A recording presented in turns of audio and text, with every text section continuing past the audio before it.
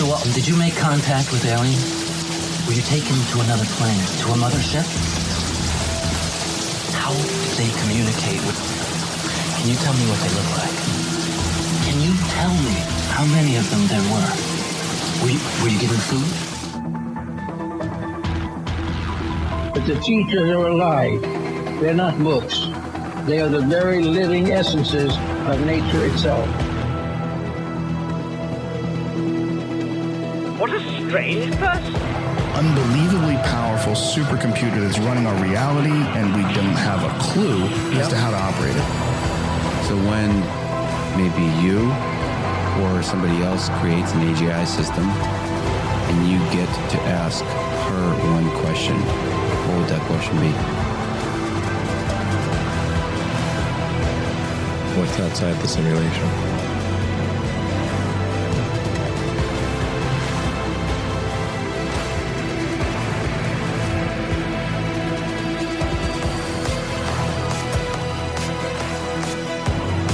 Say in your mind, say to yourself, I am more than my physical body, because I am more than physical matter.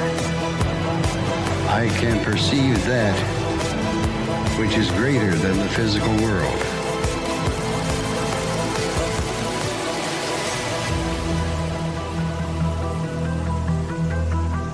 Do not know all the answers to the questions about reality. Do not claim to know the ultimate truth about life. I seek that which has been made hidden. As a part of a family of explorers of consciousness. I'm the void one.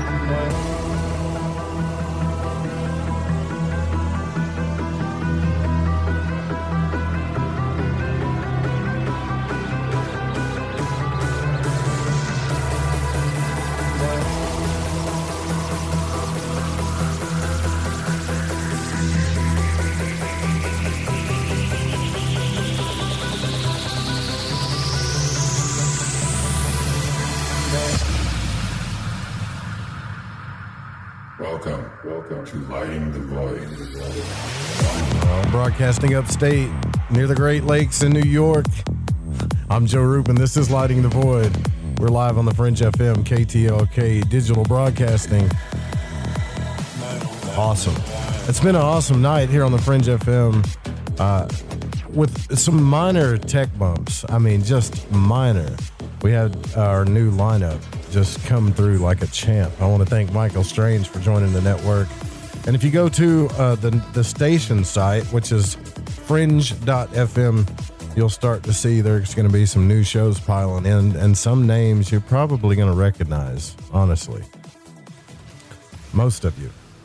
And that's really cool. Lots of cool stuff happening for Fringe FM. If you want to support this show, you can go to lightingthevoid.com. Make sure you click on the donate button or the Patreon button to join the membership site. And I want to thank all the patrons for making this show happen. So tonight we're going to get into a subject we haven't talked about in quite a long time, and there's a reason for that. And that reason is it hasn't become super prevalent until now. It's back.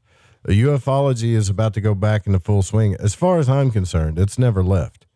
But we need some real answers, right? And there's some people out there that are doing real things and giving us real answers and really putting it to it. And some of them we're going to discuss tonight, have recently passed. I think it's important that we stay to the stories that we know have profound proof, if that's the best word I can say about it, that there are aliens among us, right? So trying to ask the question, do ETs exist as we do in our present physical reality? Well, that's another question entirely. But asking if people have had a real experience with ETs, aliens, or UFOs is crazy. We should know that by now. We can look up the simple cases. Betty and Barney Hill specifically. If you've ever listened to the audio clip of Barney Hill and Betty going back through that regression, there's no doubt in your mind that that's true terror, especially when Barney was talking about how his binoculars were stuck to his head while the being was telling him to stay there. He was horrified, right? And these were stand-up people. Of course, we've had Kathleen Martin on the broadcast. We've talked about that. We've had Stanton Freeman on the broadcast. We're going to be bringing back Stephen Bassett, who's going to be coming up here shortly with us, as well as Darcy Weir and Lee Lustig, who's going to be here with us to talk about these new documentaries that they're putting out. And the website for reference is occultjourneys.com. You'll be able to see lots of those documentaries, and I think this is fantastic. Because with everything they're trying to do in Congress, and I don't trust Congress, the government, or any other person that wears a suit in D.C. to tell us the truth. However, it doesn't mean that they're not. What I mean by is that to investigate it properly, we have to come from a skeptical point of view, regardless of what the government says, and especially, actually, what they say, and make sure that they're giving us the truth and getting it out there. And you have to take your hats off to a guy like Stephen Bassett for he's been pushing this for years at the ParadigmResearchGroup.org. He's been really trying to get this out there in the best way possible. It doesn't matter the politics. You can take one side or the other on politics. I could care less about that when it comes to ufology. I just want to know, number one, if ETs exist, which I believe they do. I believe people are having real experiences with them. If they exist, is the government working with them, and have they allowed them to do experiments on us? It seems to me that they have, based on all the research. But even if you look up in the Encyclopedia Britannica, they go right out of the gate, and they start talking about Project Blue Book. You know, the UFO sighting that occurred in 1947 with Kenneth Arnold, when he said he saw a group of high-speed objects, 9 of them near Mount Rainier in Washington. So they go back into Blue Book, and in the second paragraph in Encyclopedia Britannica, they called it a phenomena, a phantasm, a UFO craze. Now, it's really hard to find literature about UFOs that just stick to the facts. And I figured today I would just pull up the encyclopedia, because if anybody can do it, if anybody will stick to just the research, it'll be the encyclopedia, right? But they still throw phrases in, like, fanatics, mystified, hidden, conspiracy, and you see the bias of a lot of writers in this stuff. You really do. But that's fine. I've seen that this year too with the elections and stuff. Some of the scientific journals that come out, the medical journals that people go to for research, how they have a political bias. So it's hard to read any type of writing that doesn't have a political bias or some type of bias in it. But that's okay. The facts, as long as the facts come out, that's all that matters, right? And I wanted to, I stayed away from the subject for a while because I want something new to come about. And I always thought from the first time that I talked to Stephen Bassett that, we may not agree on everything, and that doesn't matter, but this guy is going to get something done. I believe him. I believe in people like him and Tim Doyle from UFO Seekers, people out there that are getting really big things done in this. So I ask the existential questions and some of the other things, like, do ETs exist as we do in our present physical reality? Are they walking among us? Or are they simply interdimensional beings which just stay out of the range of our sight? Because we can only see so many colors. We can only see a certain vision, an array of color. Do they have some other type of technology other than what we can see? I think they do. Obviously, I think they do. But has UFO technology been discovered and researched and hidden from the public? That's the biggest one. Now, most of us that have like really digged into this subject field, we know that that's true. But there's always some kind of weird hang up or hiccup, right? Do you remember like, what was it, Element 115 or whatever it was from Lazar that came out, and they said that everybody tried to give that guy the credit about all this stuff. And then, you know, Tim came out and showed that they were messing with these elements a long time ago, right? You have to wade through the hype to get to the reality. And let me tell you something, this is how you do that. And it's kind of like an oxymoron, because when it comes to facts, you want to look at like scientific proof and stuff.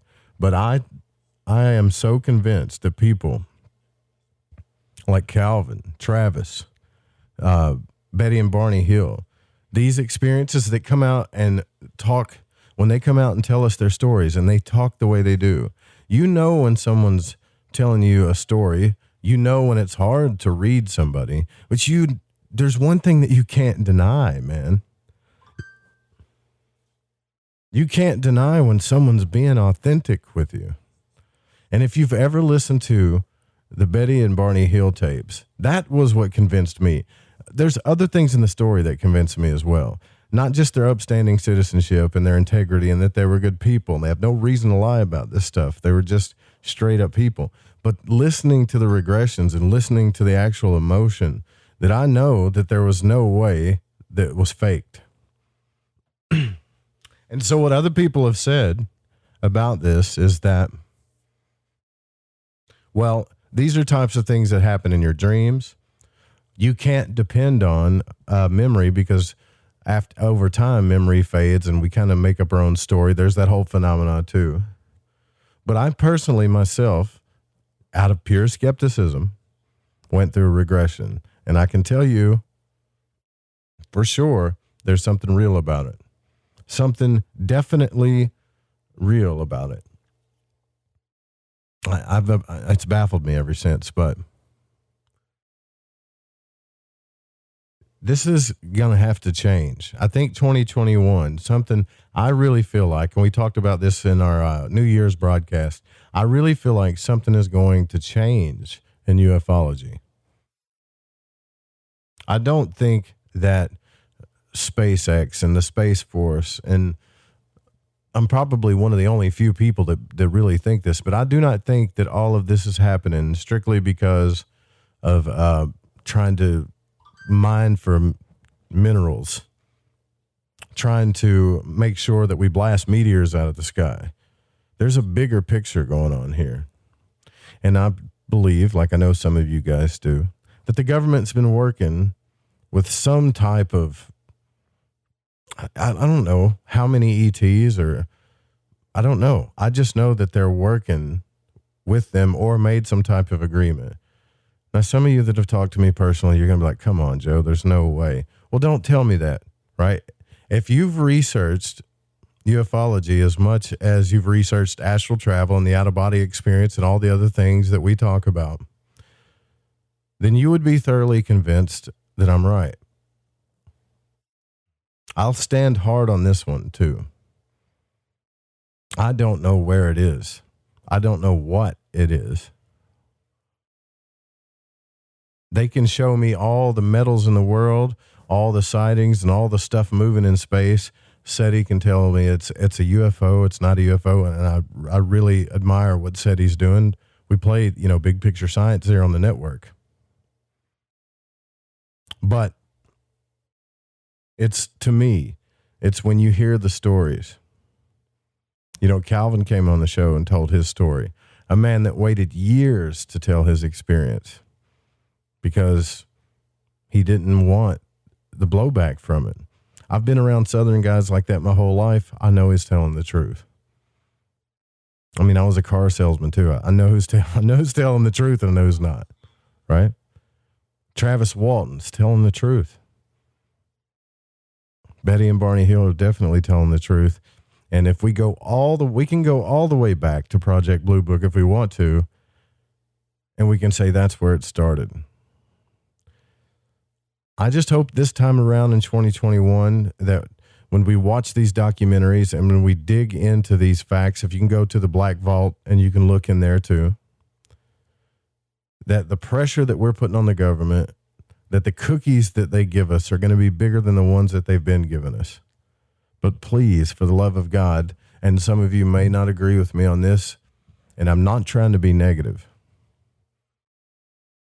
don't expect them to give you the whole truth, ever. Stop it. You know, it's kind of silly to me that we get angry about this all the time, right? We get angry about the same people that get mad at us and lie to us. And they lie to us year after year after year after year. And they just finally, when they run out of lies, they start breadcrumbing us and giving us little bits of information. And we still are expecting the whole truth and nothing but the truth from them.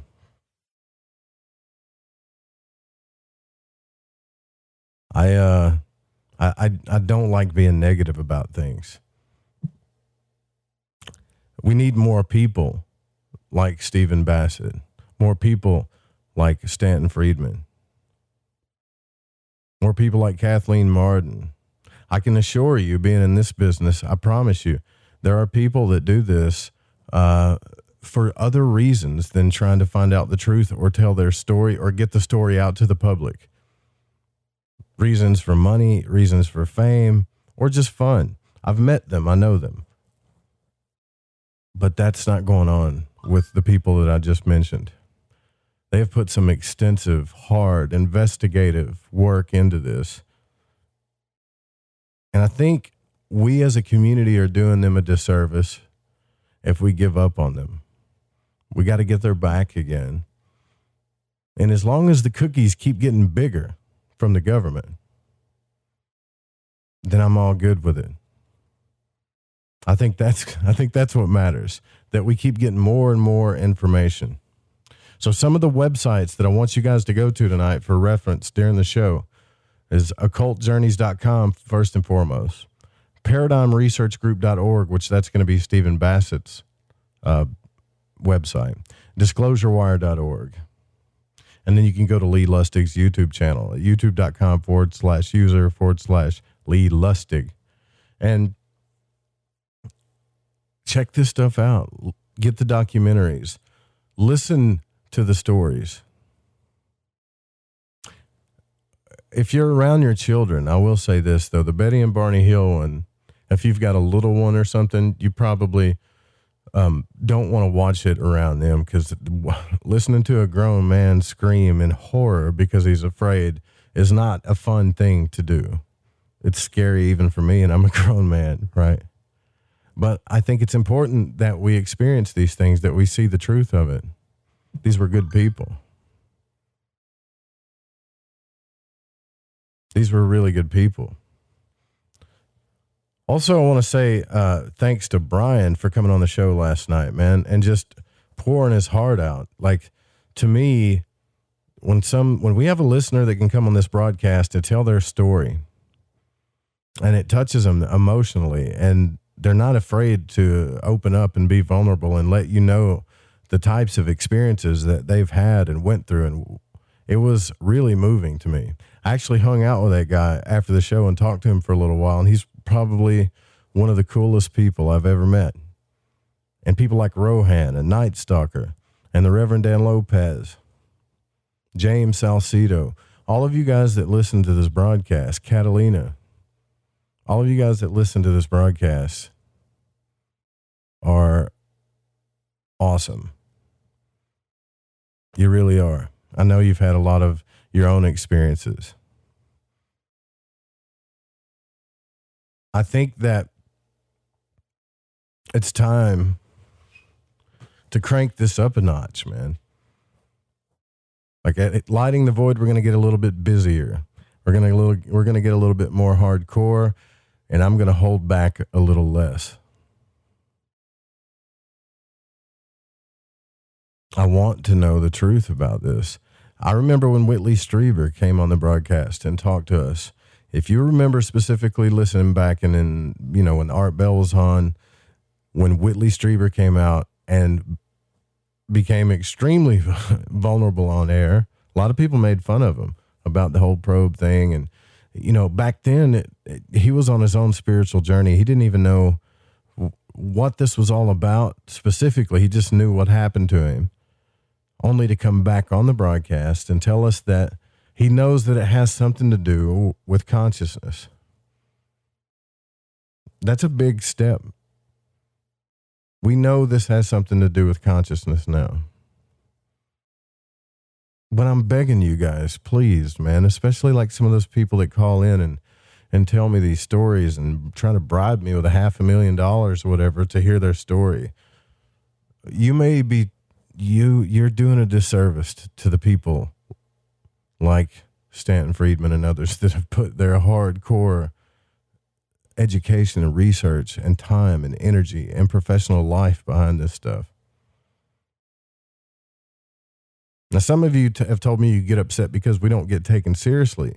And right now, whether you realize it or not, there's a little bit of a war going on with the conspiracy people. If you listen to the mainstream media, they're calling us like tinfoil hat wearers. They've always done this, though. There's nothing new. So we need your help to make this a more serious and a bigger subject, because I want to keep talking about it more. I want to keep exploring this more. I want to hear more people's stories with this. Anyhow, yeah, we do have to take a break. If you want to contact the show, you can at contact@lightingthevoid.com. That's the email, how you get into the show. If we open the phone lines up, you can call in at 501. Sorry, that's the station number, 1-800-588-0335. The station number is 501-777-5631. I don't like to preach or get on rants or anything, but most of you know it's been a long time since I've talked about UFOs or abductions. I don't do it as much as I used to, and for a reason. But with the guests that we're having come on now, I definitely will do it. And I hope things change for 2021. We'll get into that discussion coming up here. We're going to have a Stephen Bassett, Darcy Weir, and Lee Lustig on. Stay with us, guys. We'll be right back. More Lighting the Void coming up.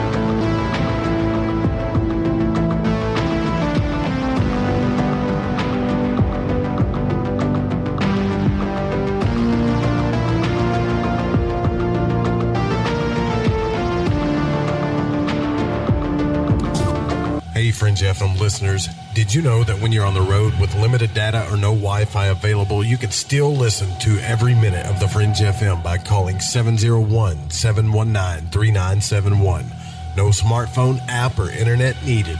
Saves your data plan and no extra cost if you have unlimited minutes. Call 701-719-3971. That's 701-719-3971. Listen to the Fringe FM on any phone, anytime, anywhere. AncientLifeOil.com. That's AncientLifeOil.com. Are you stressed? I mean, who isn't? Anxiety creeping in?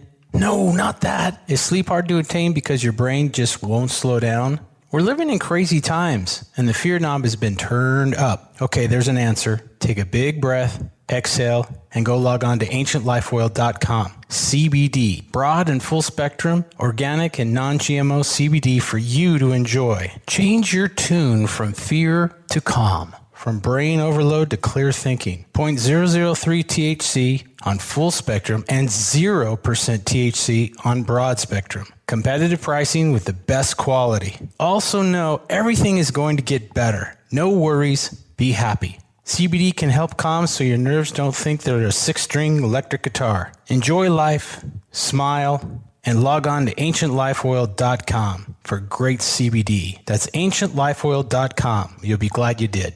Want to know what's on the Fringe FM? Check out our schedule at thefringe.fm.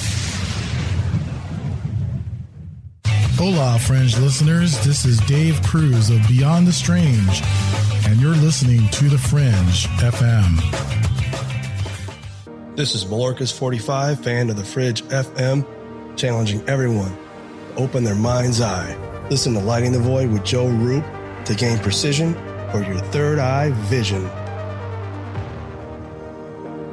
My name is Jake. I'm from Billings, Montana, and I am a void walker. Hey, Joe Root. Thanks for lighting the void. This is Janine in the bluegrass of Kentucky, and I am a void walker. What's up, guys? This is Damien from San Marcos, Texas, and I'm a void walker. I listen to the show to keep myself aligned with the world.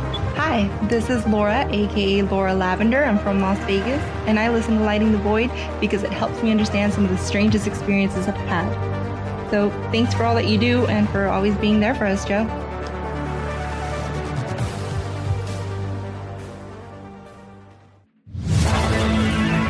Hi, this is Kronox from Belgium, and you're listening to Lighting the Void with Joe Roop.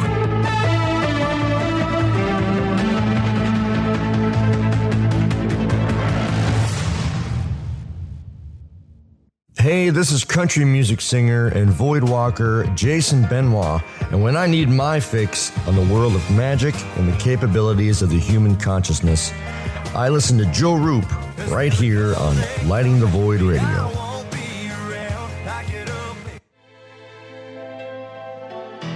Born out of the alchemical tradition of Paracelsus is a medical tradition called Spagyria. Though not many people practice this work today, Phoenix Aurelius has been researching and teaching this work for the last 15 years, and he needs your support. Hi, I'm Phoenix Aurelius, and I'm the founder of the Phoenix Aurelius Research Society, where I perform modern scientific research on the methods and techniques of Paracelsian alchemy and Spagyria for health, wellness, agriculture, ecology, and more. All my work is 100% funded by the public. So if you like what I'm doing and you want to support my research, please consider making a purchase of spagyric medicines from my apothecary, fund your own spagyric IDF wellness research, or participate in my group study or one-on-one immersion courses so that you can learn how to perform this work for yourself. I want to thank you in advance for your support.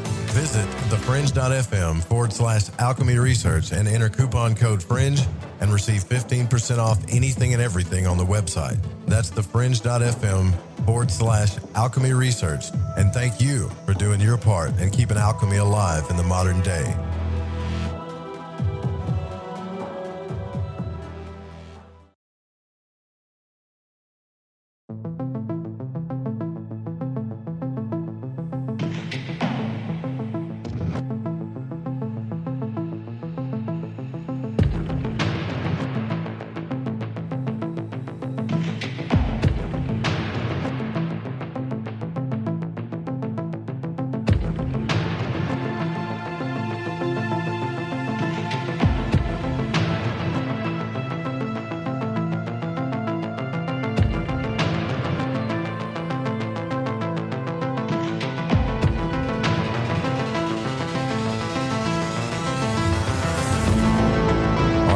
Back to Lighting the Void, live on the Fringe FM here.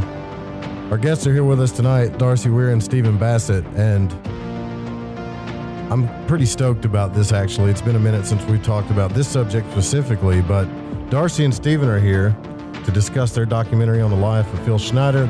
Also, we're going to be discussing military secrecy, underground bases, and possible alien presences here on Earth, and they've got some new documentaries out, too, and that's at occultjourneys.com. Fascinating, awesome website too. You guys go check that out. I'll drop that in the chat room. If you guys want to join the chat room too, you can go to the fringe.fm/chat room. It's already rolling in there for sure. So let me bring on our guest and we'll get this going. Now, Darcy Weir is an independent documentary filmmaker from Canada, trained as a video editor, writer, director, and producer in the University and Technical College. He has chosen to work on some of the most fascinating subjects that we are discussing today. And recently he completed a new documentary based on a theory that relic hominids like Sasquatch live in deep wilderness all around the world. And he published a remastered version of an earlier film about Phil Schneider, underground bases in secret space. And he is currently working on a documentary about UFO volcano mysteries and crop circles, which will be out this March. Stephen Bassett is also here, and we've had him on the program a couple of times, actually, back when I used to do Spaced Out Radio too. But he's an executive director of the Paradigm Research Group, which was founded in '96 to end a government-imposed embargo on the truth behind extraterrestrial-related phenomena. He has spoken to audiences around the world about the implications of disclosure, the formal confirmation by heads of state of an extraterrestrial presence engaging the human race, and he has given over 1,200 radio and television interviews, and the PRG's advocacy work has been extensively covered by national and international media, including being featured on CNN, Fox News, in MSNBC, The Washington Post, and The New York Times. Now, in 2013, they organized a citizen hearing on disclosure at the National Press Club in Washington, and in November of 2014, the PRG launched a 2-year political initiatives out of Washington, D.C. that injected the ET issue into the 2016 presidential campaign. And now they recently launched a new exopolitical podcast out of Washington, D.C., the DisclosureWire, based in the National Press Building 2 blocks from the White House. Now, Bassett has appeared in many documentary films, and his lectures and interviews are well represented on YouTube. And you can go check out his website at paradigmresearchgroup.org, as well as disclosurewire.org. And the documentary website, again, is occultjourneys.com. Thank you both for coming on the broadcast. It's fascinating. I can't wait to dive into this. Yeah, happy to be here. Thank you. Yeah, and Stephen, I appreciate you coming back too. You're surrounded by, you said that earlier, you're surrounded by what, the National Guard? You're up there in D.C. doing your thing still? I have thousands of National Guard troops right outside my building who are protecting me from all enemies, domestic and foreign. And I feel incredibly safe. I went out there today, filmed them, put that up on my Facebook, and thanked a lot of them for coming. They're standing there, 50 degree, and it's now down to 30 something, and they're still standing there. So it's interesting times here in Washington, D.C., always. Yeah, there's no doubt about that for sure right now. There's no doubt about it. I want to kind of start this, but before we get into the films too, and I'll ask this to you, Stephen, just real quick. I want to jump right out the gate with this. I know that there was talks of bills and stuff being passed in Congress about UFOs and UFO, I guess if they've worked with the government, the truth, disclosure. I wondered as soon as I heard about that, now I don't know all the details about it, but as soon as I heard about that, I asked myself, did Stephen Bassett and his group have something to do with that, right? Did you guys push that through, or did you guys rally up enough stuff to get it going? In general, all of the people, hundreds, thousands of people, citizen science researchers, I call them, citizen science researcher activists who have been pushing this issue and trying to get the truth from the government for 70 years, helped to bring that about. But the chief, or the key that opened the door at the end was, in fact, the work of Christopher Mellon, Louis Elizondo, and by extension, the To the Stars Academy. Elizondo has been gathering witness testimony for some time, not only for the Unidentified series on history, but also for other purposes. Mellon was the principal person for setting up briefings with a lot of people on the Hill. We don't know how many, but quite a few, including committee chairs. And one of those committee chairs was Marco Rubio, and also the ranking member of the Senate Intelligence Committee, Mark Warner. And the result of that is Rubio, one of very few of the people that were briefed on the Hill to actually take definitive action, put some language in the Defense Intelligence Appropriation Bill, which was eventually passed, took months, but it was finally passed at the end of the year. And in the comment section, there is a request for, and I'll give you the exact title, committee comments, equitable treatment of relocation. I'm sorry. Oh, no, there it is. Let me see if I got this right. Yeah, equitable treatment of relocation costs for intelligence community forgive me. Did I? Oh, I'm sorry. Advanced aerial threats. And it calls for some reports and information to be provided to the Intelligence Committee within 180 days of signing of this bill, which puts the deadline around June 25. And this caught the attention of a lot of people and generated quite a few articles in the media, as well as commentary on television news.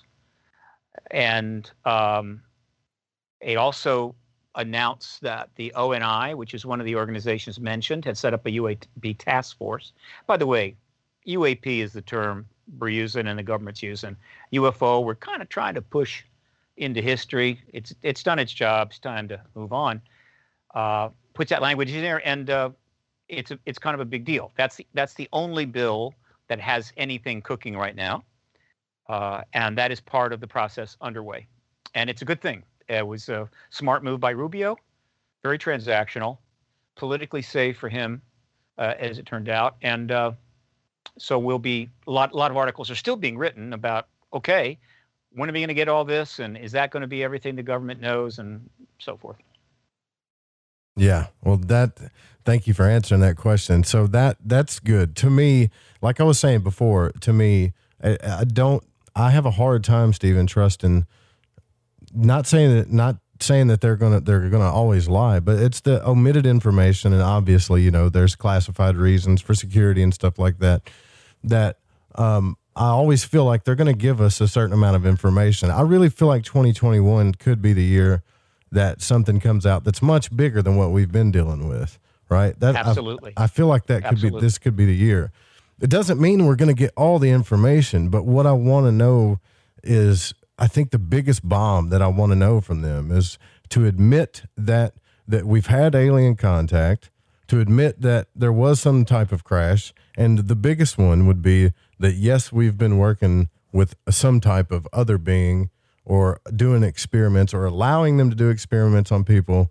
I mean, all of this stuff wouldn't just be happening, especially these big cases that I talked about, Betty and Barney Hill, the ones that are really emotional and really kind of dramatic. Those things wouldn't be happening, I don't believe, without government approval or interference. And then men in suits and stuff. I mean, come on. They're never going to tell us that. I'm sure. That's cool. You remind me of the boy that the parents go to and say, okay, look, why don't you let us know what you want for Christmas? Yeah, let me have it. The kid comes back 2 days later with 7 pages, right, of single spaced items.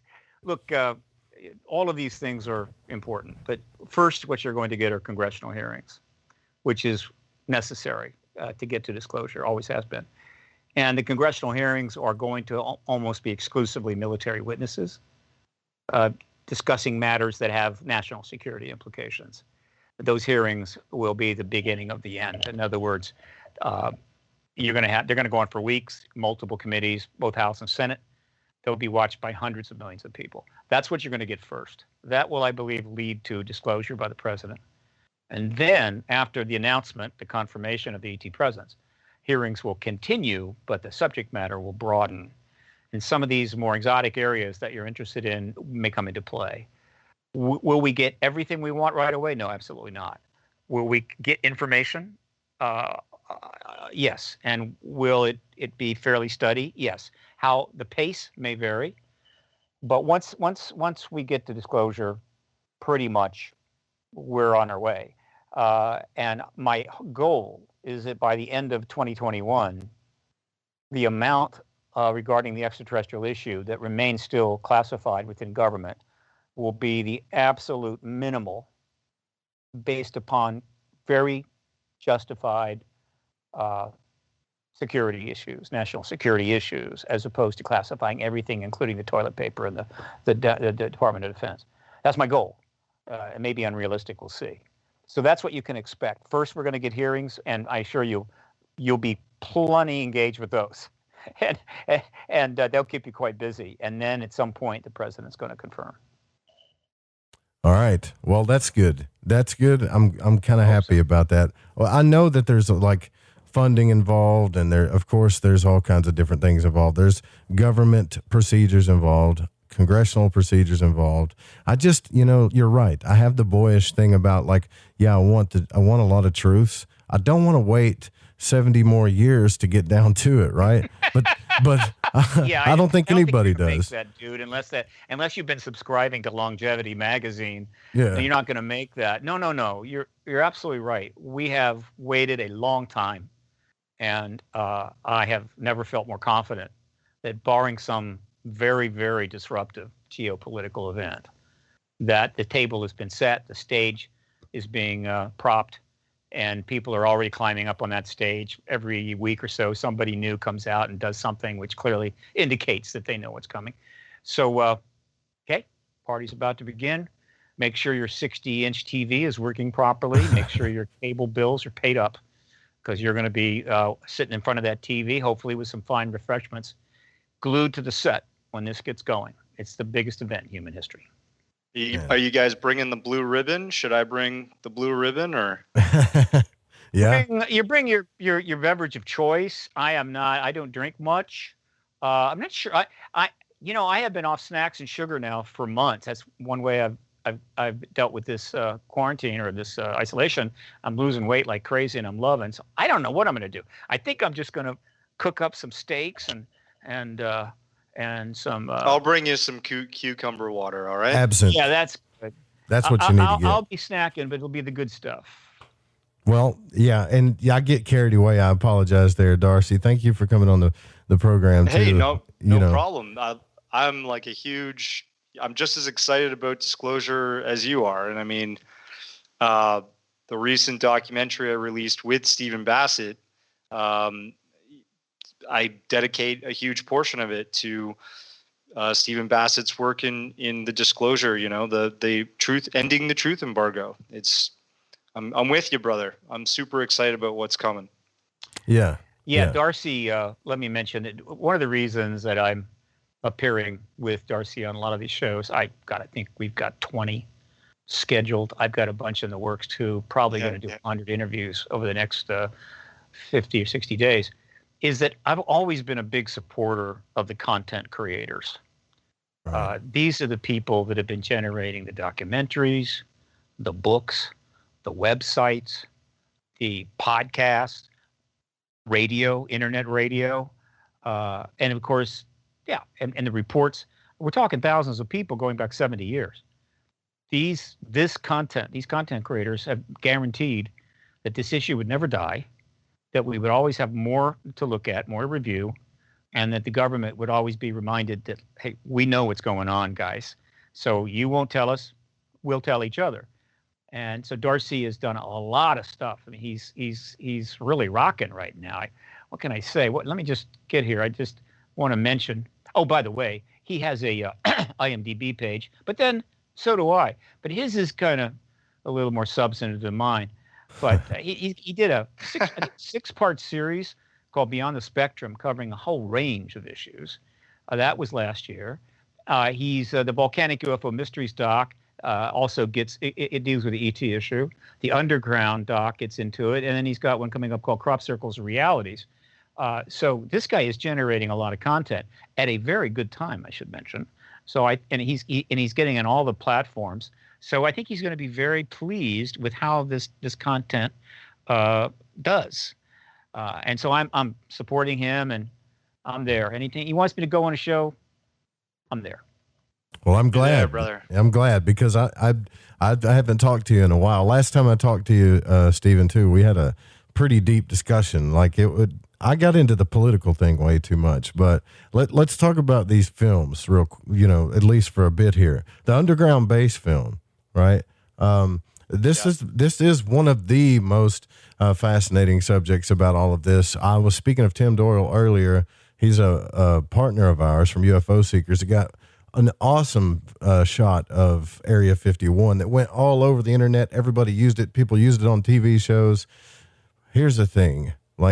What was the most surprising thing that Stanton Friedman said during the making of this film? Now, I've talked to Stanton a few times. He's always surprised me with something. But to you, Darcy, what was the most surprising thing that he discussed in this film? Well, Stanton Friedman, he was actually in the first doc that I did with Stephen Bassett called Being Taken. That was all about abduction phenomenon stuff, like, you know, Travis Walton, Betty Barney Hill, Kathleen Marden's experience, you know, and the list goes on. When we were discussing technology and where we're going as a species, you know, and just our understanding of energy and so on and so forth, that really kind of put me back in my seat. I didn't really know how educated he was in, you know, physics and all these things that you hear about that you really just don't understand. He's a super intelligent guy, and it's sad that we lost him recently, but you know, and the documentary that I was interviewing him on was a abduction theme, right? Like alien abduction. And not everybody's into that, right? Like straight up, I'm interested, obviously you are, but there are people that are very, you know, they try to walk a fine line with their conspiracies, so to speak. And I think that's one that's more on the outside of that sort of spectrum of beliefs. And he's right there in the mud with you, you know, like he was a champion for the Betty and Barney Hill story for so long. You know, he had the Air Force reports because the Air Force went out and interviewed them after they got abducted. They took the reports seriously. So obviously, when you've got the Air Force taking that seriously, they've gone through this sort of thing before. He had another astrophysicist he was associated with when he was investigating that case. And that astrophysicist looked at the reports that Betty and Barney had given him when they were hypnotized and kind of debriefed their whole experience being abducted. They said, you know, we're from this, the beings were from this binary.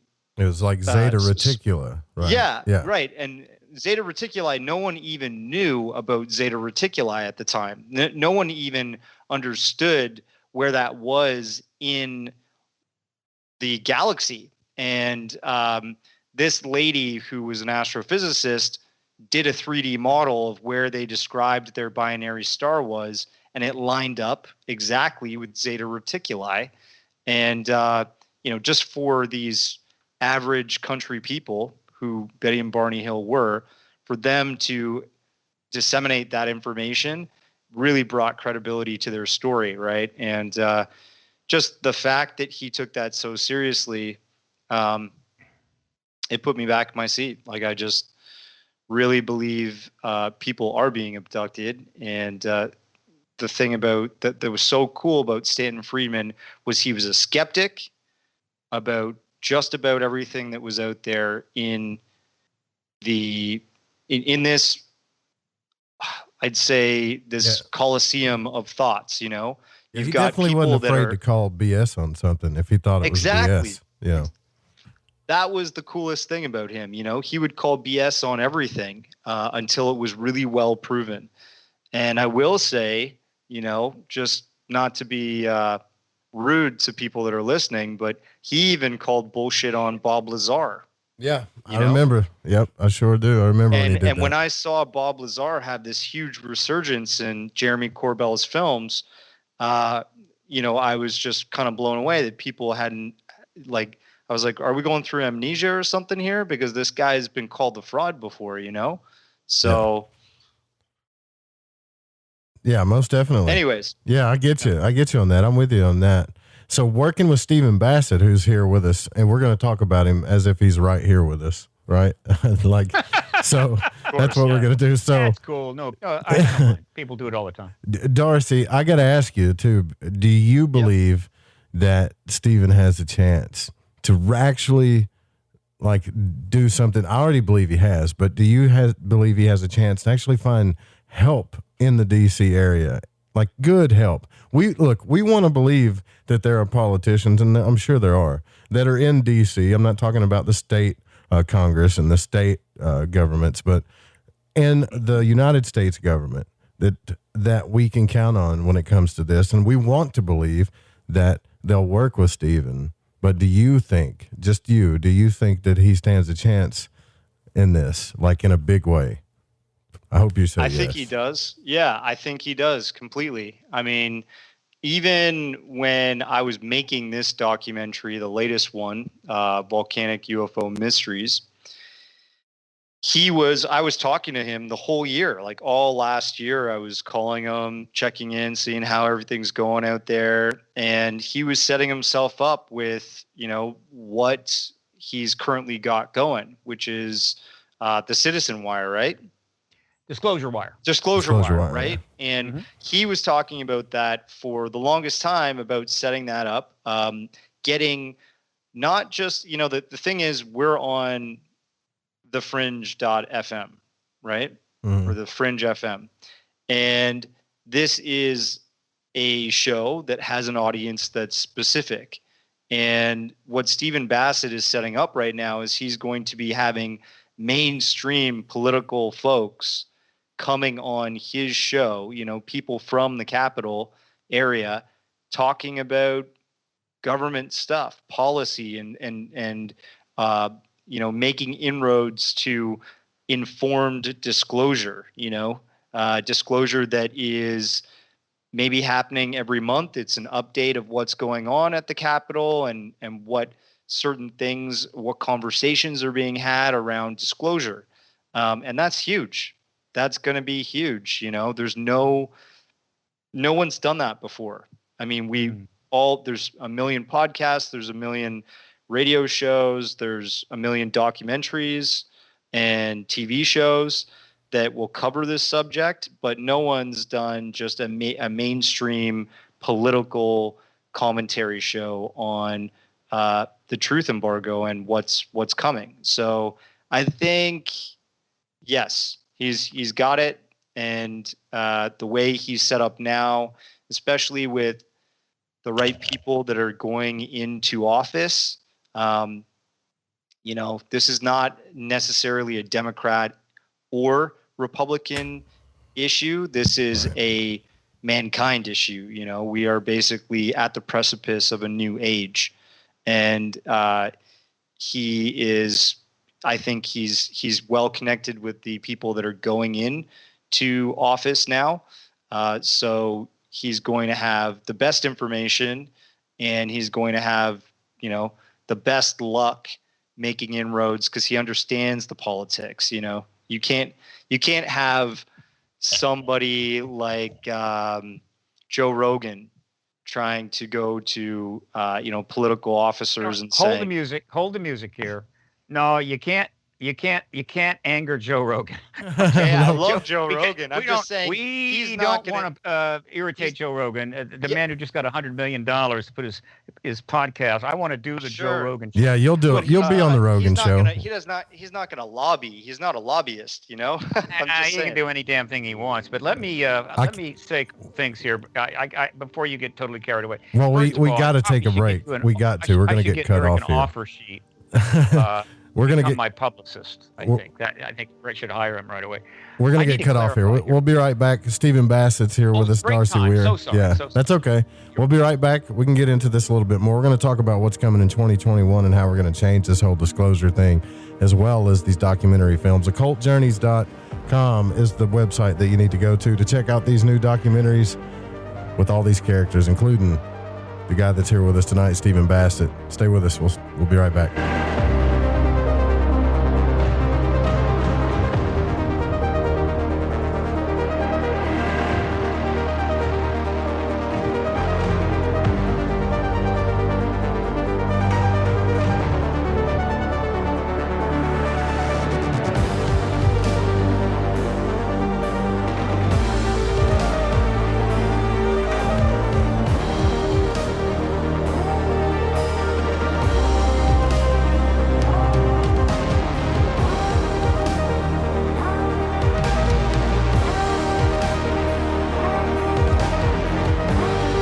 Hey, this is No Way Jose, a Northern California Piscean stuck in the Arizona desert. I'm a void walker, and I got the shoes to prove it. So what do I do when my soul yearns to delve deep into the realm of the unknown? I aim my satellite straight into the night sky and catch a smooth ride on the KTLK-DB radio waves. I tune into Lighting the Void with Joe Root on the Fringe FM. Joe, Lighting the Void is the best show on the planet. This is Barney, your friend from Facebook. Thank you and all the crew for all you do. Namaste, my friend. This is Macon from the foothills of North Carolina, and I am a void walker. G'day, void walkers. This is Lily from down under Australia. The world may be small, the enigma is greater. So let your curiosity take you for a journey with Joe Root. Hey, this is Fee, coming in from Central Maryland, and I am a void walker. This is Kevin Doherty, a beginner void walker. I'm from Vancouver, BC. I know a little about a lot, and as Leonard Skinner said, I guess the rest. I learned a lot from Mr. Root in the show, and heard it from the beginning. I knew right then he was going to be a new Art Bell. Thanks for all your shows, and keep it up. Hey, this is Derek from Mass, a.k.a. the Night Stalker, and I'm a void walker. This is Mark from Chicago, and I walk the void to ascertain what is consciousness. My name is Jared Johnson, and I'm from Humboldt County, California. I do not know all the answers to the questions about reality. I do not claim to know the ultimate truth about life. I seek that which has been made hidden as a part of a family of explorers of consciousness. I'm a void walker. Thanks, Joe Root. This is Barbara Charlton from Metaphorical Archaeology. If you've ever had a traumatic paranormal experience, the effects of it may stay with you for years. Who do you talk to? You can't go to conventional help. What we do is we use emotional freedom techniques or tapping to actually neutralize the effects of that event. Maybe when you tell the story now, your heart races and your palms get sweaty. You don't even want to think about it because you don't know how to neutralize that. That's what EFT tapping does. It neutralizes those emotions. The circuit that was recorded on is gone. The energy flows freely and you're free of it. And that's what emotional freedom is all about. We offer this as a pro bono service, but this is something that I offer because no one, it seems, is helping people with these experiences. If you'd like to reach me, it's really easy. My cell phone is 214-995-3754. Please leave a message. I will get back to you as quickly as possible. Or you can email me, barb.eft@gmail.com. And EFT stands for Emotional Freedom Techniques. Reach out to me. It's confidential. This works. You won't believe the results. Have you heard of heavy metals? No! I'm not talking about the heavy metals in the junkyard. I'm talking about the heavy metals that build up in your body. Heavy metals in your body can make you feel sluggish, fatigued, and just plain off. Why not try Life Change Tea at GetTheTea.com? Cleansing your body and making you feel great.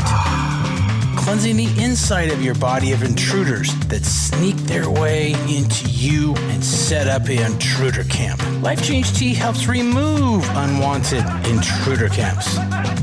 Brew it, steep it, and drink in the results. Tastes great, so you can create a new health habit. Our tea loves to help people. It just needs the chance. So order yours today by logging on to GetTheTea.com. That's GetTheTea.com. Our Life Change Super Strength Tea is waiting. This could be a beautiful relationship. Take charge of your health. Order at GetTheTea.com. That's GetTheTea.com. The Fringe FM isn't just a radio station. We also provide services for all your audio production needs. If you're interested in live radio or pre-recorded podcasts, we're here to help. We even do audio enhancements and voiceovers if needed.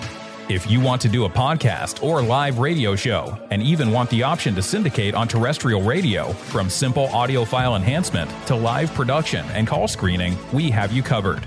We have worked with some of the best professionals in the business in order to provide coaching instruction for content creation, show structure, and more. Contact The Fringe Digital Media for more at info@thefringe.fm.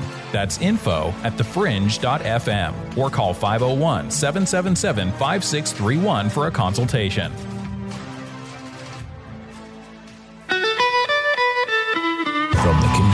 Chainsaw. You are listening to Joe Root and Lighting the Void here on the Fringe FM.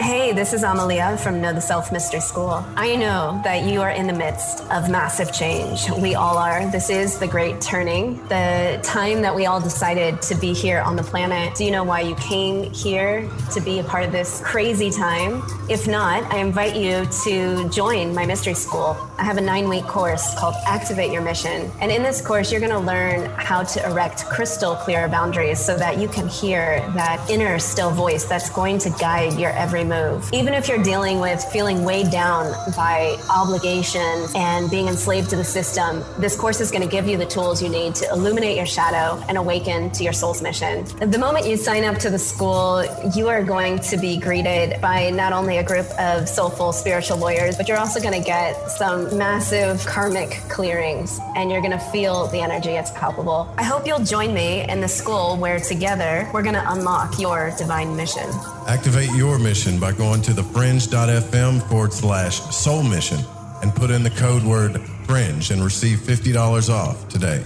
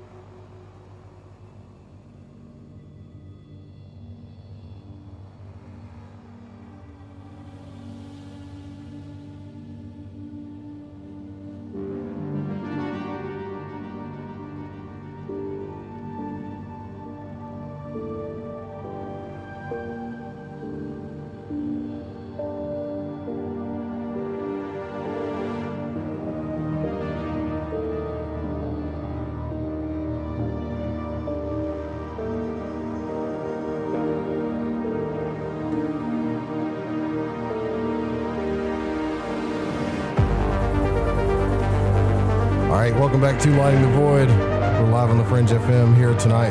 We're talking disclosure. We're talking about some of these new documentary films as well on occultjourneys.com. We're going to name these films. We want you guys to go check them out. You can watch the trailers too. Pretty fascinating stuff. We're here with Stephen Bassett. Also, Darcy Weir is here with us. And before the break, we were talking about what it took to get things done in D.C., right? And I know Darcy had mentioned Joe Rogan and all this other stuff, but like comparing Rogan to Stephen Bassett, that's like just as I believe the two people are just as important, honestly. But it's like apples and oranges, honestly. But I think the biggest thing. You guys are determined to get me in trouble with Joe, aren't you? I'll never get on his show. You listen though, if anybody should be on his show, it should be you, because I would fire right out of the gate with a question like this. How much, honestly, as much as you've seen in politics, because everybody's all about the election and the presidential election, and that's the big thing, and the polarity in that. But how much influence does that really have? I mean, people need to know what steps it really takes to even get this stuff through. Everybody's so focused on the president. Politics in Washington, that's what you mean, right? Yeah, let me clarify a little bit. I appreciate the wonderful praise from Eric, but I'm going to have to bring him and everybody else back to reality. I've been out of the picture for several years. My word just got blown out of the water because when the last election. But I'm getting back into I also had some health issues and other stuff, and then the pandemic came. But it's taken me a while. I've got a plan to get back into Washington and the media and everything else. But let me be sure. I'm letting the TTSA, the TTSA, and now Christopher Mellon, Louis Elizondo, and Steve Justice, who have separated from the TSA, not because of anything bad. I believe they separated because now the next phase is starting, and they need to be operating outside of that organization. I'm letting these guys do the heavy lifting. They have, every one of them has far more gravitas than I have. They've worked 30 years, sometimes in the CIA or the DOD, research. They've got huge resumes, PhDs. I don't have any of that. So they've got huge gravitas. And there's more than one of them, right? There's a number of them. So they had the ability to penetrate into Washington deeper than anybody in this field ever has. And they earned it. They earned it through all their work, their connections in Department of Defense and elsewhere in the military intelligence complex. And great. I'd like to think that all the years and decades of effort by regular people, citizen scientists, researchers who don't have heavy gravitas, but have worked and worked and worked to build the evidence, help make it possible for them to make their move. But whatever, they're the ones that have penetrated into Washington. Mellon is the one that's getting the briefings up on the Hill, not me. I could not get those meetings at all. So I view them as like an icebreaker, right? The Mellon Elizondo Justice icebreaker, USS Mellon Elizondo Justice, and they're plowing through the heavy ice to get this stuff into Washington, and I'm in a kayak, kind of behind them, just kind of paddling along, trying to stay out of the way, and follow them in. So that's kind of where things are going, and I have my own plan, and I think I'm going to make some progress, but they're doing the heavy lifting. They're the ones that are going to break this open. They're the ones that are setting the stage for hearings. And when those hearings happened, I'm going to get in. I'll be in the audience. I'll be in the audience with my, whatever you're allowed in there with, and taking notes. And maybe I'll be at a point where I can interview some of them. And I'll be reporting about that on my podcast. So I have a niche. I have a place.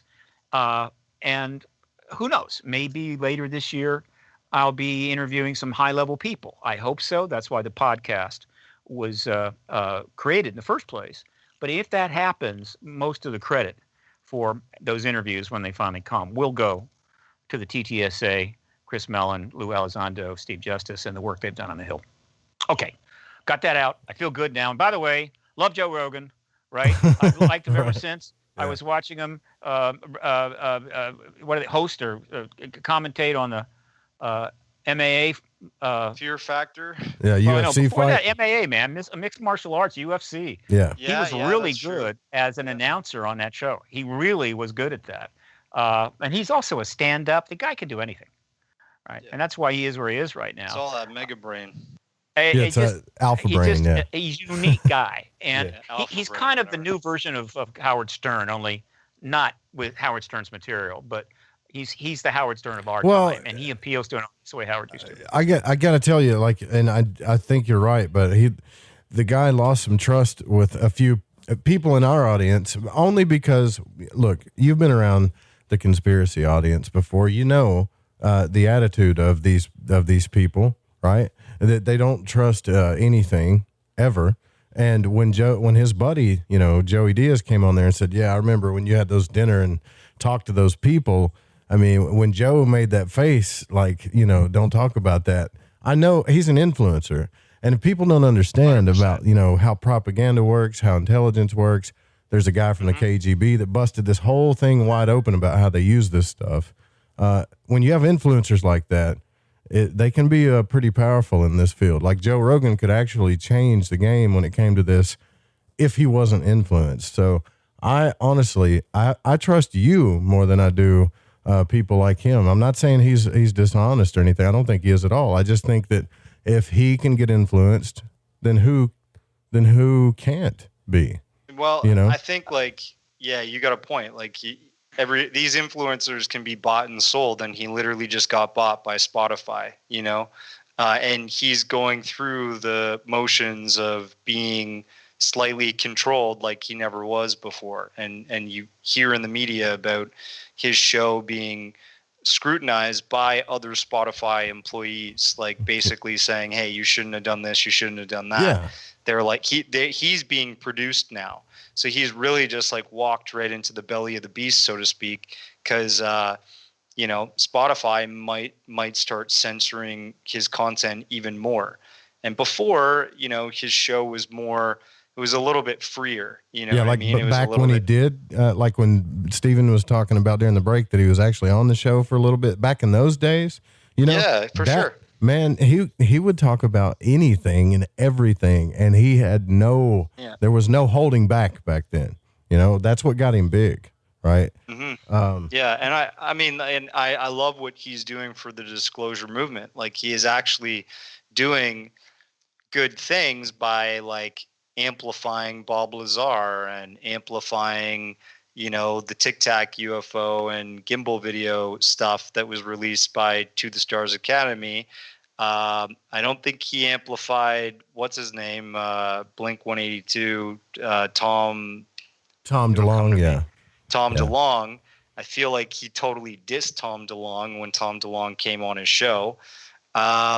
But he, you know, was respectful to Major Fravor and the like that showed up to talk about that stuff. And that's all super important because if we are going to get disclosure, like, we need serious amplifiers out there like Joe Rogan that are going to convince more and more people that we should be looking, you know, in the stars and in the skies every day and questioning what's going on. That's right. Out there, you know, and are we alone? That's like the most important question. It's an existential question, you know. MMA is cool, but you can't really get too far if you're still slugging people in the brain. It just takes us right back into the cave, you know? So are we not in a tricky situation here? Because from my point of view, the way this whole formula works is to try to find an in into the government to get them to at least talk about it, which I believe, even though Stephen's talking about how he's paddling behind, you know, Elizondo and the likes of some of these people, it's kind of tricky, right? Because you got someone like Rogan and other podcasters out there that are raising enough stink, raising enough, you know, I want to know out there to get something going. You have these people in Congress or these congressmen that people are getting funded and working with that are, we don't really know to what extent this is happening. We just know what they're telling us. And then you have a guy like Stephen that's right there on the scene that's trying to just find more ends and get stuff done. Like, the walls behind this stuff are incredible, even though I see that there's things happening, but this is what we see as people. This is how we're viewing it, right? Like, how do we break through this fog? You know, it's not totally. And I agree with you 100%. And, you know, I'm super, super hopeful that there is some kind of disclosure, you know. I'm rallying behind Stephen and anybody else that is gunning for this thing to be released by the government. If that day comes, so much becomes vindicated, right? Not every story out there is true. We know that there's so much fog and noise and disinformation that's out there. And there's a lot of paranoid people. Well, these guys, come on. I mean, these guys, especially with To the Stars and, you know, and look, I'm just being the devil's advocate here, okay? But these guys worked with Lockheed Martin, the likes of intelligence people. You don't think that they already are in when it comes to that stuff? Like, you don't think this thing's being controlled in a way? Of course it is. Of course it is. And I've got that thought. I'm paranoid that the only reason that disclosure may come is because if you control the truth, you control the future. You know, you control, if you control the narrative, then you can look less like a bad guy. I feel it is definitely, there's some self-interest there from the military industrial complex. But let's not get too carried away yet, right?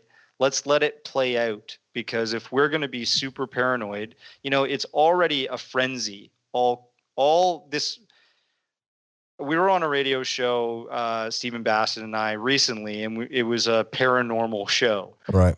You know, and paranormal means ghosts and hauntings of spirits. Yeah. And usually just not, you know, it's abnormal. It's not the norm. And, you know, Stephen very correctly sort of corrected the host and said, look, this is not this subject that we're talking about right now is normal. It's not paranormal. Yeah. Because any good scientist out there, any brilliant man, should not be a skeptic about being alone in the universe. Should not be a skeptic about there being intelligent life visiting our planet. If there is a will and there's technology and there's a way, it will happen. And we would be doing the same thing. We would be climbing into our state-of-the-art interstellar craft and going to see another race we discovered as well. If we could, I'm pretty sure human beings would have a vested interest in that. So why is it such a crazy idea that could be happening in reverse to us? It's not a crazy idea. In fact, if you look at probability, I mean, everybody's had these discussions too, but if you just look at probability alone, that's got to be happening. It's got to be happening. It's got to be happening as far, and especially like time travel, things like that. And we can get into the whole discussion of what's relative and true about that. But the thing is, while you're making these films, you've actually, I'm extremely jealous because you've actually got to look at all of these different stories, interview all of these different people. We're talking about the hot spots from, UFOs and volcanoes to Kathleen Martin to, going back over a lot of these old cases with Travis Walton, as well as, Betty and Barney Hill. And I'm just kind of curious, along working with Stephen Bassett too, which is awesome. But I'm very curious from your point of view, after you just kind of take a comb and go really thickly through all of this stuff, what do you think, Darcy, is the best, probably the most convincing case out of all of them that is telling you, just as a regular human being, man, that this stuff is going on and it's in a big way?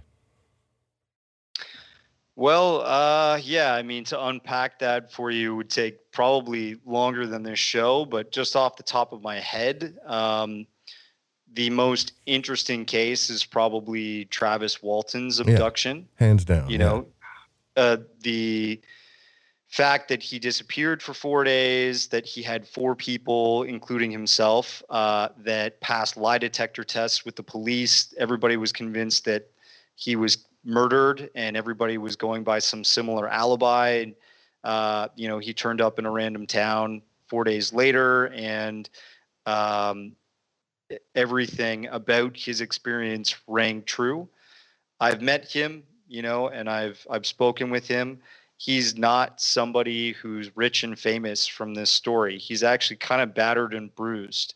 He didn't get big money from Fire in the Sky being made. And when he was doing lecture tours, even recently, when, you can go to any UFO conference that he's at, he's not being paid like $10,000 to speak on the stage like some of these DJs are at rave festivals, that just literally are playing a music list. He's just telling the truth. He's telling the story like it happened to him. And when I talked to another really interesting guy that I talked to was Dr. Jack Kasher. I don't know if you've ever had him on your show, but he worked for NASA. He was a astrophysicist and nuclear physicist, kind of like Stanton Friedman did nuclear physicist work earlier in his days. And he worked for NASA. He was doing nuclear-related, compartmentalized, top secret work. And while he worked for NASA, he was seeing the NASA tapes, the Martin Stubbs videos of UFOs buzzing around the planet in ultraviolet light spectrum cameras and normal light spectrum cameras and stuff. And he was going to NASA folks that he worked with and saying, have you seen this? Like, this is happening, that there's these things that are being caught on camera by our own NASA space cameras. And, they seem to be operating at speeds and making turns and stuff that is just we're not capable of accomplishing with our technology. especially in space. And how does that happen, though? Here's my question about that, and maybe Steven can help me with this too. How does that happen? And I'm not saying the guy's not telling the truth, and that's not happening. It probably is. But then you got people like SETI out there that say most of the stuff they see is anomalies. And then you got guys Seth like Shostak. Yes, yeah. Seth Shostak is a joke. You know, Stanton Friedman literally called search SETI for SETI. He referred it to, I think it was like silly. He gave it a different acronym, right? Like, yeah, he just gave it a different acronym. I think he called NASA not a straight answer. Yeah, I remember when he did that too. Yeah. And then you got like Elon Musk, right? Elon Musk says, I don't know how many rockets he's launched, but he came out and said, you know, if there's life out there, I haven't seen it, right? But that's Elon Musk. What is he really watching? Yeah, that's what I wonder. Here's the thing. Elon Musk, 100%, his company SpaceX has recently taken a contract with the Department of Defense. Right. Okay. And once you take that contract, anything that it has to do with space is at the top of the security list, at the top of national security. And, you know, I'm actually working on a documentary right now about secret space, and not Secret Space, David Wilcock, Secret Space. Oh, good. And thanks. Corey Good. I'm talking about like the hardcore facts of Apollo space program anomalies, Gemini, Project Gemini, you know, even the X-15. I've got all these different historical pieces that go and talk about the original space missions and all the UFO activity that's happened around those. Okay. And then I'm going into a second part talking about STS missions, you know, everything that had to do with the shuttles and all the modern stuff, and then SpaceX, because space is at the top of the disclosure, truth, embargo charts. Okay. This is a place that is so heavily controlled by national defense. You know, well, they're already claiming districts and areas up there. Yep. Already. Yep. And I think the disclosure, you know, eventual disclosure will help them prime that new stage. You know, that is going to be the thing that they're going to be saying they're protecting at the utmost if they start talking about disclosure. Well, that's where we need to send Steven. That's where he's going next, right? To the next base on the moon up there with Space Force, because it's not. Yeah. He'll do it. I know he will. Yeah. Yeah. And I think there's a very good possibility if there is secret black budget projects that have taken place in the past. There's a very good chance that we already have some infrastructure up there, but they're going to unveil it, you know, or they're going to say they're going to start building it, but it's already like almost, you know, it's already built or something like that. We're just getting a loose disclosure about that plan to militarize space. But yeah, I mean, that's talking with Jack Kasher was really cool. He did a physics paper on the STS-48 video, which is a famous space shuttle mission that recorded what looks like a projectile coming from Earth's atmosphere trying to hit a UFO in space, and it quickly does a turn on a dime and goes in the opposite direction, and then you see this. I'm gonna have to stop you right there, man. We're on our last break here, so when we come back, we'll open up the phone lines too. It's 1-800-588-0335 if you want to talk to our guest Darcy Weir or Stephen Bassett. If you got any questions, now's the time. Call the phone lines here. 1-800-588-0335. More Lighting the Void coming up. Stay with us.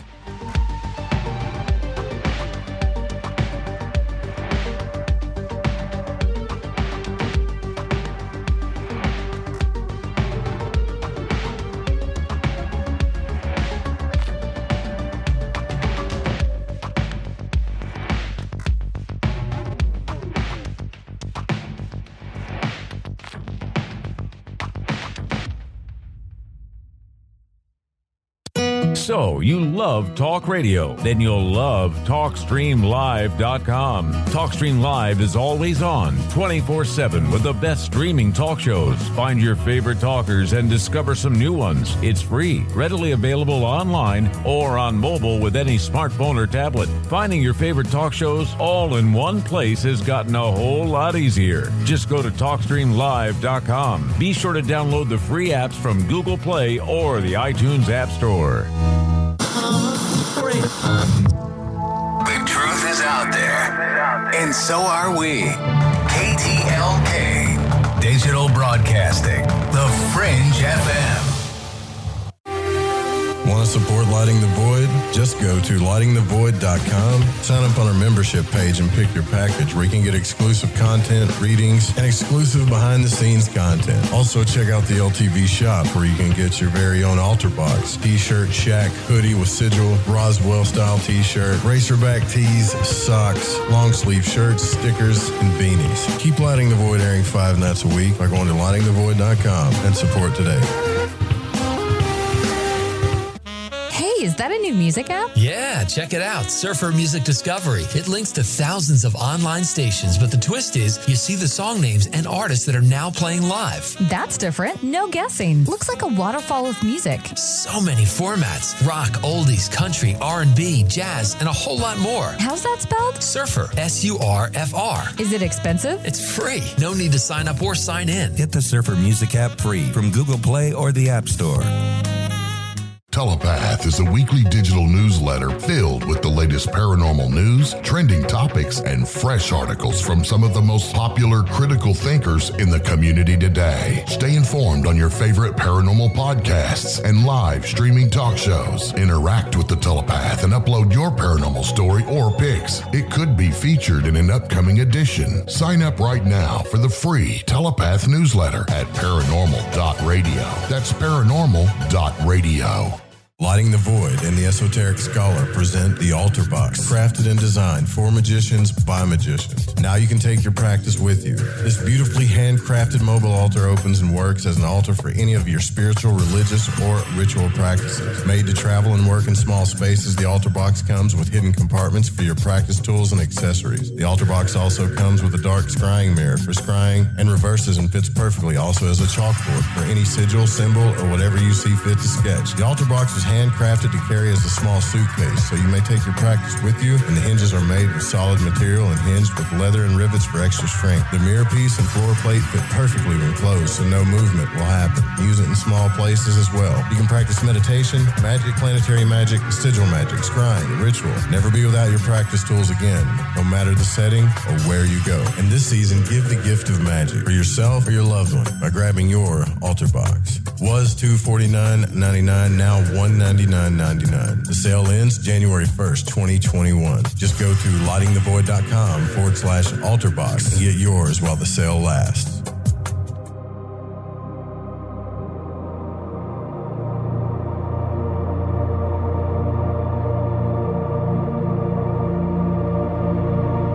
I don't know all the answers to the questions about reality.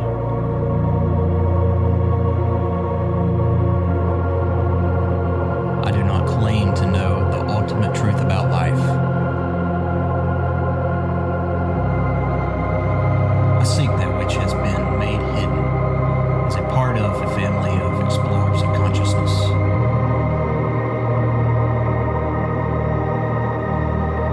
I am a void walker.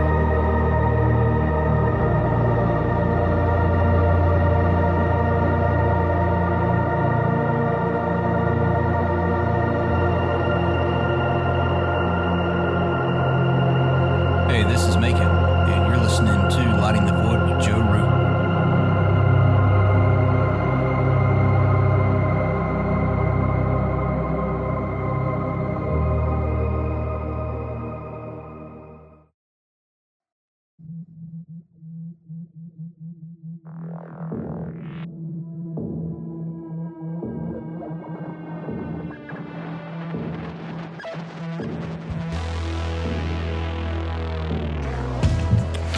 All right, we're here with Stephen Bassett.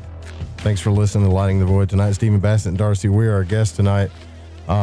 want to jump right into this too. The phone lines are open if you want to call in and ask our guest a question about any of the documentaries or anything that Darcy or Stephen have encountered during this thing. Of course, Stephen's probably got a ton of information, so this is why we're going to do this way, because I already talked about it before the first break. Is I want to see what you think the prediction for 2021 will be as far as what may happen, or your predictions as far as what may happen in Washington, and maybe what you predict, but also kind of what you hope to see happen this year in 2021. Sure, I could go there, but look, if you get a question coming in, don't hesitate, interrupt, and we'll take that question. I can always jump back and forth. I want to get the question. This is the core message that I'm getting out, and will be getting out in many, many interviews to come. I relocated back from California to Washington, set up an office in the National Press Building with the idea of setting up a podcast back in October of 2019. And I thought that was going to get underway right away. However, it didn't for a couple of reasons. One, the political situation got worse and the pandemic came along. But I relocated back then for a reason. I was aware of some things going on, which I'd been following fairly closely, and I pretty much figured out what was about to go down. And in the last year, everything that's happened has reinforced that. And in a few words, all right, I'm not going to go into depth because we don't have the time, is that to one degree or another, the fundamental of agenda, I think, of the Stars Academy was to advance the disclosure process with the blessing of a fairly substantial group of supporters within the DOD and perhaps other agencies in the military intelligence complex. And in terms of advancing the disclosure agenda, the goal was to get congressional hearings, which we've been trying to get since 1968. We've never been able to get them because they just didn't have the clout. Time wasn't right, wasn't enough backing, whatever you want to, whatever the reason. There have been many attempts, all failed. Not this time. So what's happened is the stage has been set to hold congressional hearings, and they could come as soon as February, March, easily. I believe plenty of witnesses have been lined up. Plenty of members of Congress, particularly committee chairs, have been briefed privately. They don't go into the details of what they've been briefed, but we know that pilots and perhaps other witnesses have also presented to them. So the stage has been set for congressional hearings. That's what's going down. Recently, I believe that Elizondo and Mellon and Justice split apart from the TTSA because in terms of the final process of getting these hearings set up, it's more appropriate for them to be operating as individuals with their specific backgrounds as opposed to being part of this the larger organization, which has other mission statements and so forth. And that makes total sense. So that didn't shock me when that happened. So if I'm right and nothing intervenes, we should have hearings very close, very early in 2021. Now, that would be a big deal. And I can assure you, if these hearings start, they only end one way, and that's disclosure. Because there won't be some show one-day hearing like we had in 1968. This will be the real deal. Military witnesses under oath, talking about things that some of them already talked about, but not under oath in front of Congress. So there's that. Now, there's something else, though, that's hanging out there, and that is that the bill asking for reports back from multiple agencies with information about the subject and status and all that, it's getting a lot of attention, and people are talking about how they're going to dump everything out. Maybe not. I'm glad that is out there, but some people are going to use that as an excuse to maybe delay these hearings, meaning, why don't we wait and see what these agencies come back with, and then based on that, we can hold hearings. Huge mistake, because the government, the entire military intelligence complex, has been stonewalling the public and the world on this issue for 70 years, solid.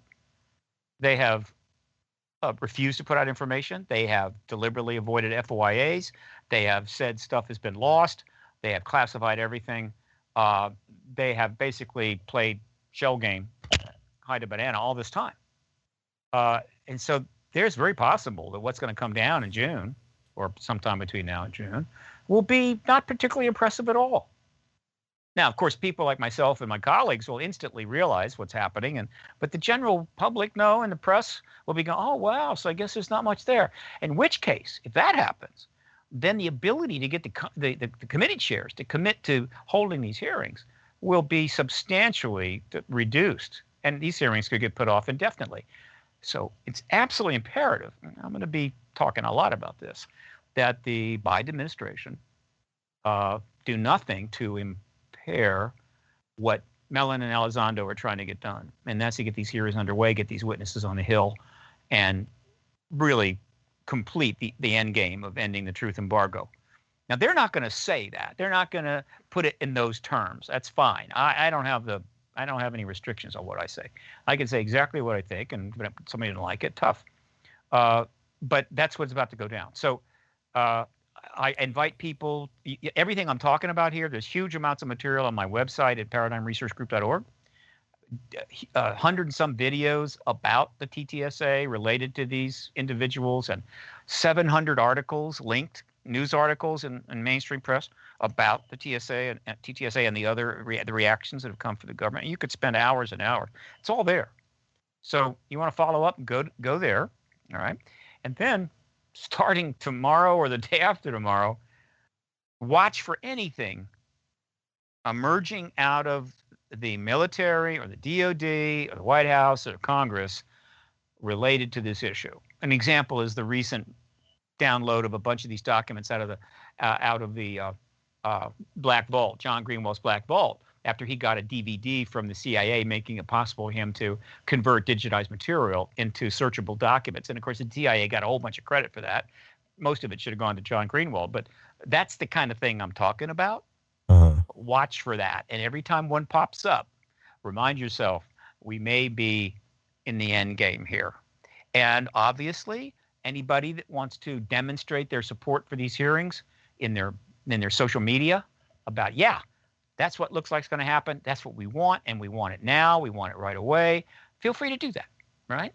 I'm trying to build expectations and awareness so that, and essentially, and I'm going to be doing a lot more than this, but essentially I'm trying to close the back door on the Congress on this. In other words, they can't back out. They can't go back. They can only go forward. And I'll be doing that by a whole lot of media and awareness and things like that, so that there's just so many people aware and expecting these hearings that putting them off will not be an option. Can I ask you a question that may seem dumb, right, when it comes to this, but it may seem completely dumb, but I got to know. I understand how a bill gets passed in Congress, right? So, like, why couldn't we go that route where we get enough people behind it, enough signatures, and enough stuff like that to submit the bill, which I kind of believe has already happened, but to make sure that disclosure is there? I mean, is that what's essentially happening now? Because it seems to me that that's a simple thing to do, right? No. It doesn't work that way. And here's the reason. You see, a hearing can simply be called by any committee. The chairman of a committee in Congress, and there are quite a few, wants hearings on a subject. It's going to happen. Yeah. You don't take a vote. There's no congressional vote. And there's no what we'll call clear, in other words, someone has to take a position. Basically, all the committee chair is saying is we need information and come talk to us under oath. Anytime you put a vote in front of the House and Senate, you're basically saying you have to commit to taking a position on what we should do. And that gets all tangled up, and there's a lot of people not sure about it. If you can't get the votes, it's got to be passed in the Senate, House, and it's going to be reconciled. No, it's never going to work that way. The way to disclosure has always been through hearings for members of Congress and key committees, starting with military witnesses, substantial hearings covering a substantial range of topics that go on for many days, if not weeks. And that is easy. That's far easier to do. But you say, well, if it's so easy, why hasn't it happened? Because there has been an absolute block on it. In other words, every attempt to get these hearings has simply been blocked. Meaning, yeah, it's easy to do, but we're not going to do it. And the reason they weren't going to do it is that plenty of people sort of understood inside Congress that the military intelligence complex did not want disclosure. They did not want to risk the truth embargo, and you don't screw with that truth embargo. However, apparently that has changed. And people now recognize that the military intelligence complex, not so uncomfortable with challenging the truth embargo. So again, that's why we're in the end game. We're in the last days. Took 70 years. Hey, a lot of major paradigm shifts took longer than that. I'll take it this year. Won't complain. Well, fair enough. Yeah, that answers my question. It just seems they make it on our side, they make it seem so easy to get things passed, right? Like, as you see, well, this is the process of how you get things through government, and like they never tell you this, especially in your education when you're growing up in public school. Maybe when you get into college and you start studying politics, is that you have to go through all these different committees and do these different things to get stuff done like this, right? Usually you just learn the fundamentals. And I got to tell you, most of society only knows the basic fundamentals of how our government works. I hate to say it, but yeah, that's true. That's all they know. That's true. I get that. I mean, that's where the activists come in. We try to inform and also try to understand what's going on. But I think there's like 300 to 400 bills sitting in the Senate that McConnell just wouldn't pass. Getting a bill passed is far harder than people think. And on controversial issues, complex issues, the reason that you have these hearings, which increasingly become political shows and circuses in a sense, and that's part of the dysfunction in Congress and breakdown in American politics. But fundamentally, the reason you have hearings is so that Congress, through their committees, can gather information under oath, thus improving the quality of that information, so it can be informed when it chooses to take action on something. So you have the hearings and the information, and then the Congress reviews that, and then they may try to pass a bill regarding that information. Now, not all bills have hearings leading up to them. Sometimes the bill is proposed within either the House or the Senate, and for whatever reason, hearings are really not needed. It's just a matter of people reaching a consent compromise. But when you get into an issue like extraterrestrial presence, arms control, all kinds of stuff like that, no, there have to be hearings so that Congress can find out very important information.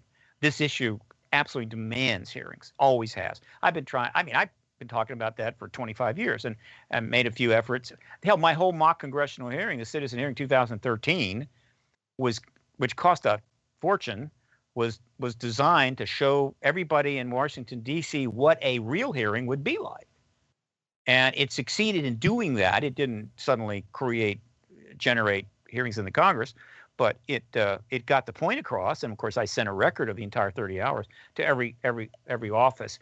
And I think that may come back to life a little bit. I think a citizen hearing may have some impact here shortly. It may have a place. We'll see.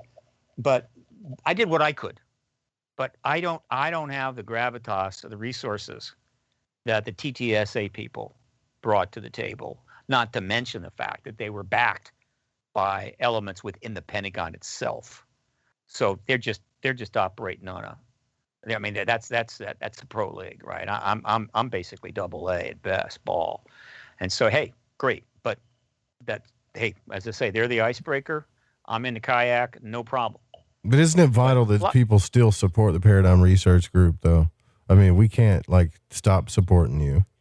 Because they took. No, I hope not. Yeah, because I think we need you up there, man. Even though I think it's a trust thing, Stephen. I got to tell you, and maybe Darcy would agree with me with this. Yeah, I think it's a trust thing. Yeah, I mean, to sort of add to your point on trust, I think the fact that we have such a wide array of different theories in this sort of conspiracy realm is, it's dizzying at some points. And the trust thing that I see playing out right now, I don't know if you're a big fan of this theory. I'm definitely not. But flat Earth, that people really are either drawn to flat Earth or completely disgusted by it. And yeah. I think for me, I get repulsed by it because I'm using a bit of my logic to, not go completely insane with my conspiracy theories. But the thing about flat Earth, why it's so prevalent right now, is because the government and the power structures that we usually were turning to, throughout the days of civilization that we've been living in, the government has lost the trust of the people. So much so that people are so paranoid and so distrustworthy of the information that's out there about how the planet works and how the cosmos works and so on and so forth. They think, nah, it's a simulation. We're living in a giant dome on a flat, and it's the same thing in because ufology. That's though. distrust. It's just distrust in the government and people being so sick and tired of not knowing the truth. I think if there was disclosure this year, I think if there was some nuggets of truth about not being alone and, we know that we're being visited, that is the starting of building some kind of trust. And I know that you're scared to trust that disclosure even, but it vindicates some of the things that are incredible that are going on out there. Some of the stories that people have told, and high-ranking government officials. Well, hopefully we'll hear one just accidentally do a Freudian slip on Steven's podcast. That would be cool. Yeah. Or just if there are hearings, if there eventually are some kind of official hearings that aren't, practical hearings like Stephen Bassett's that was held in 2013, all 30 hours of that has amazing nuggets of information of people talking about their official experiences, high-ranking military officials and such that would not lie, that are trying to tell the truth because this is an important truth to mankind. And if those hearings end up happening on C-SPAN, and we're actually seeing real like Harry Reid asking the questions. Yeah, that'd be pretty cool, actually. That'd be huge. Cool. Yeah, it would be massive, but I'm holding out hope for it. I think it'll happen. I mean, it's got to happen eventually. That's for sure. I think it's a hopeful thing. I don't want to wait 70 years. I think if something like that does happen, it'll be extremely hopeful for people. But at the same time, when I say that, please understand, especially you too, Stephen, that I'm not coming from a spoiled child's point of view. I understand I think we all kind of understand the work and tenacity it takes to break through to this kind of thing. 70 years, I think we've made good headway, actually. And people won't agree with me, but the truth of it is that at least, I would say, half of the UFO and conspiracy and paranormal group of people don't trust anything that these people are saying. And I'm just being 100% honest with you. But for some reason, when they hear you get on and talk about what's going on up there, what's happening, talking about all the other people that you work with, it gives us hope. Like, guys like you give me hope simply for the trust factor of it. However, I'd like to think positively, and I would like to think that some of these men are actually doing this because they want it too, right? And so you've experienced that yourself. Let me respond to some of this, folks. Let's see. I got about 3 things I need to respond to. All right. There are a number of theories going around on the internet, thousands, that are false, but fed heavily by distrusting government, which is a major problem in the United States. No question about it. I don't think flat Earth is one of them. I think most of the people in flat Earth are in for the fun of it. Yeah. And plus, look, if the Earth was actually flat, cats would have knocked everything off of it years ago. So there's that. Secondly, the reason to support PRG, and I have a contribution page, very easy to find at the website, is not so much about trust, it's perspective. I'm a citizen activist. Right. So to the extent that I'm able to engage the issue, do media, who knows, maybe even testify on the Hill one day, I'm and always have been, representing or trying to represent the public's interest in this entire process, pre-disclosure, post-disclosure. Now, there are plenty other interests out there. The Pentagon has interest in how this goes down. So do the defense contractors, other agencies, members of Congress, corporations. Believe me, there are plenty of interests, and they have every right to lobby, to influence, to have their say. And they will, I assure you. But who's speaking for the public? There's not a lot of people lined up for that because, hey, it's not a particularly well-paid gig. So that's what I've always been doing. And so to the extent that people support Paradigm Research Group, they are supporting that perspective and knowing that I'm trying to represent their interests and will speak to them in that way. So that's my answer to that. In terms of the, let's be clear, in terms of this embargo, in terms of this process underway leading to the disclosure, without question, one of the reasons that's strung it out now 74 years since Roswell, is the collapse of trust in government that goes really all the way back to 1964. Yeah. And it's been eroding ever since, to the point where, to be honest, if we didn't have the structures in the Constitution and the benefits that this society has, we would be a failed state. Most countries that achieve the kind of distrust that we have now, usually you're in a revolution or are falling apart, collapsing inward. But we have a strong foundation, but we're testing that foundation. That has made it hard. It's also made almost everything else hard. Think of something, anything that really needs to be done in this country, and almost everything you could think of is not getting done. And one of the chief reasons for that is if nobody trusts anybody, therefore you can't move forward. Can't. I mean, you say, look, we need to do this. I don't believe you. Well, this is a problem. I don't know that. Huge issue. That's fake. So what do?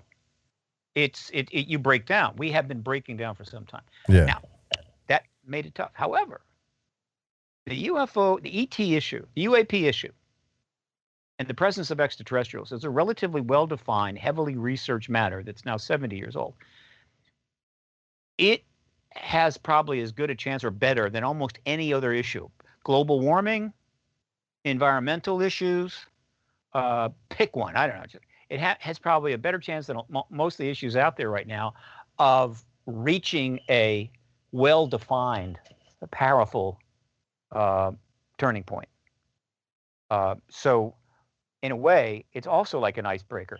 If the ET issue leads to formal disclosure of the ET presence, which will be the most profound event in human history, like an icebreaker, it will break through this kind of barrier that is developed between the entire military intelligence complex and to some degree the political infrastructure and the American people. And people will look, wow, oh, wow, that's unbelievable. Now tell me more, and they'll get more truth. And so it could open the door for a lot more reform and a lot more truth-telling. Because what's going to happen very quickly after disclosure is a whole lot of people in Washington, D.C. are going to start getting incredibly cool faxes and emails, rather, and letters and everything else telling them how wonderful they are. Wow. Right, yeah. It'll change the game for sure. Telling us we'll get the truth about this. We love you. That's fantastic. And a lot of them are going to think, we've been lying all these decades, and everybody hates our guts. We have to spend like $100 million just to win re-election. And now we tell some big truth, and they love us. Exactly. So Very maybe well. we should tell them some more truth. And they'll love us even more. I mean, this sounds silly, doesn't it? Yeah, in fact, it does. It's pretty basic. We got to end this program like right now, but that's the perfect reason, I believe, to support what you're doing at the Paradigm Research Group. And also, I want everybody to go check out the films at occultjourneys.com. If you can, real quick too, Darcy, could you tell everybody where they can see your films and what you got coming out real quick? I think we got like 60 seconds here. Yep, Cox, cable, in demand, Verizon, FiOS, some of the Dish Network. If you consume your films and stuff through there, and just Amazon Prime, Google Play, the typical streaming stuff. Thanks for having me on. Love to get people's feedback on my films, and everybody take care, stay safe. That's Adios, fantastic. muchachos. Thank you guys for coming out. The Secret Teachings with Ryan Gable's up next. We'll see you guys tomorrow night. I'll leave all the links to the films and to the Paradigm Research Group and to DisclosureWire as well, to the podcast. Make sure you check all that out. We'll be back tomorrow night, same time, same channel. Good night, y'all.